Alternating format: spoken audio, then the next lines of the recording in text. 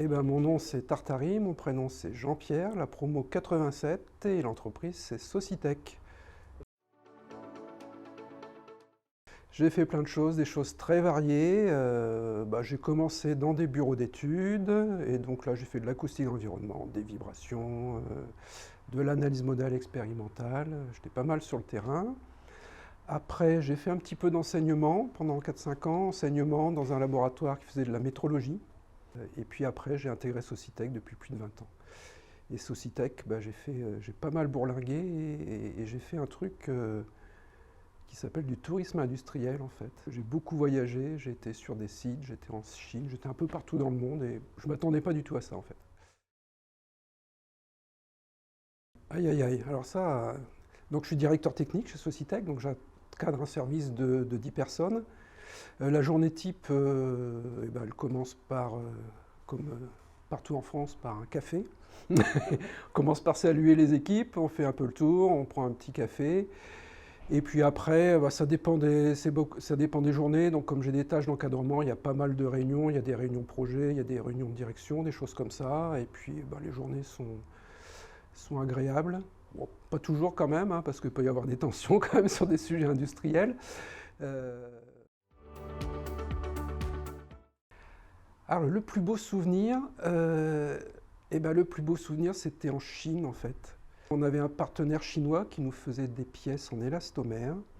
Et donc, je suis allé là-bas pour qualifier les pièces. Il fallait faire des tests. Et j'arrive le matin à la société et on fait une réunion d'introduction. Il y a les ingénieurs d'essai qui viennent me présenter le banc d'essai. Ils me présentent le plan du banc d'essai et je leur dis ah non, ça va pas, c'est pas ce qu'on voulait, ça va pas marcher.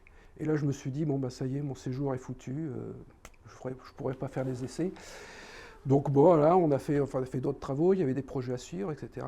Et à 4 heures de l'après-midi, il y a le même ingénieur qui rentre dans la salle et il dit ça y est, on a corrigé le banc d'essai et on peut faire les essais maintenant. Et on a fait les essais de 4 heures de l'après-midi jusqu'à 8-9 heures le soir. Et voilà, et on a fait la campagne d'essai, puis après on allait manger tous ensemble avec toute l'équipe. Et ça, c'était quelque chose d'assez plus valorisant, quoi. Comme on dit en anglais, c'était un espèce d'achievement, quoi. Un truc qu'on ne pensait pas que ça arriverait, et puis voilà. Pour moi, c'est un peu la même chose en fait. Et ben MQ1, bien que j'ai fait des vibrations. Les enseignements, les profs, c'est important et MQ1, ça s'était bien passé. MQ3 aussi, mais c'était pas la même chose. Quelqu'un qui a du mal à se décider, donc je vais répondre les deux. Plutôt science, plutôt science. En fait, manager, ce que j'aime bien dans manager, c'est l'humain. Non, travail de groupe. Moi, j'ai pas mon bureau, je suis au sein de l'équipe et c'est vraiment comme ça que je m'épanouis. Parce que l'information passe bien, on peut intervenir, voilà, j'aime bien papillonner. Alors start-up, j'ai pas connu, mais en tout cas, moi j'ai fait mon expérience que dans des sociétés de petite taille, de moyenne taille. Donc, allez, je dirais, je sais pas ce que c'est qu'une boîte de grosse taille, mais d'après ce que j'en entends, je préfère les petites. Et ce qu'il faut savoir, c'est que alors les petites, on a un peu de mal à les identifier, mais il y a beaucoup de boulot à faire intéressant dans les petites boîtes. Et ça, c'est un message que j'aimerais bien faire passer, c'est que souvent les étudiants ne voient que les grosses boîtes, parce que c'est une espèce de vitrine, mais il y a énormément de travail à faire intéressant dans les petites structures. Alors, là, quand j'étais étudiant, la manip, c'était vraiment pas mon truc, et à la limite, ce qui me plombait mes notes, c'était les TP. Alors que les TP, c'est censé les TP, c'est censé les remonter. Et donc j'étais pas du tout manip. Et en fait, au fur et à mesure de ma carrière, mon stage de fin d'études s'est fait sur la manip. Et toute ma carrière s'est fait sur de la manip. Donc maintenant, je suis beaucoup plus manip que numérique. Les deux. J'essaie de faire une à deux journées de télétravail. Voilà. C'est pas le même rythme de travail. Et justement, quand on est en télétravail, on peut bien se concentrer sur les tâches. Quand on a des tâches de management, on est vraiment très sollicité. Donc c'est difficile de se concentrer plus d'une demi-heure sur quelque chose. Hein, donc pour ça, le télétravail, c'est bien. Oh non, Sweet. La cravate, ça fait longtemps qu'elle est tombée. Ah ah. Je suis en train de tester la formule de l'alternance. Donc, je pense que c'est vraiment des choses très différentes. On ne fait pas la même chose avec un stagiaire qu'un alternant. Et l'alternant, moi, ce que j'en attends, c'est justement pouvoir travailler sur un temps long. Le stagiaire, sur un stage qui va durer 6 mois, en fait, au bout de 3 mois, il commence à pouvoir faire des choses et c'est quand il est opérationnel qu'il s'en va, donc c'est souvent assez frustrant. L'alternant, eh ben, on a le temps de le faire monter en compétences.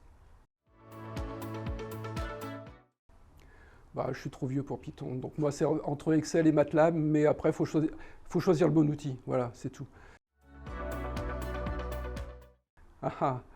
Alors ChatGPT, j'ai testé un petit peu, je dirais presque pour l'instant ni l'un ni l'autre, un bon bouquin, un bon bouquin. Ah, la Presta, je dirais, la Presta. La R&D pure, j'en ai pas vraiment fait, juste un petit peu, donc c'est très bien aussi, mais j'ai plutôt fait de la Presta. Ah ah, c'est pareil, non, non, mais le linéaire, le logarithme, ça écrase les choses, donc on va voir plein de détails, mais on va peut-être pas voir le principal, donc il faut choisir. Moi, je suis pas très fin, donc ça sera plutôt le marteau. Ah, bah, c'est toujours pareil, c'est le meilleur outil, hein. C'est sûr que si on a une structure fine et légère, on va prendre un vibro parce qu'on va faire de la mesure sans contact, mais après, si on veut faire les choses rapidement, si on est dans un champ et puis qu'on a un tracteur qui vibre, sortir le vibro, ça va pas forcément être simple, hein.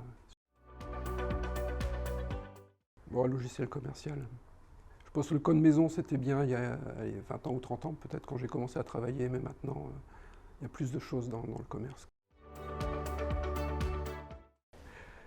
Bah, moi, dans mon métier, j'ai pas beaucoup, attention, j'ai pas beaucoup besoin de la phase, mais il faut faire attention quand même, hein. Donc plutôt DSP. Mais il peut y avoir des pièges avec la DSP. Dans les normes, dans les applications industrielles, tout ça, c'est souvent des DSP qui sont donnés. Alors, on ne va pas donner un spectre.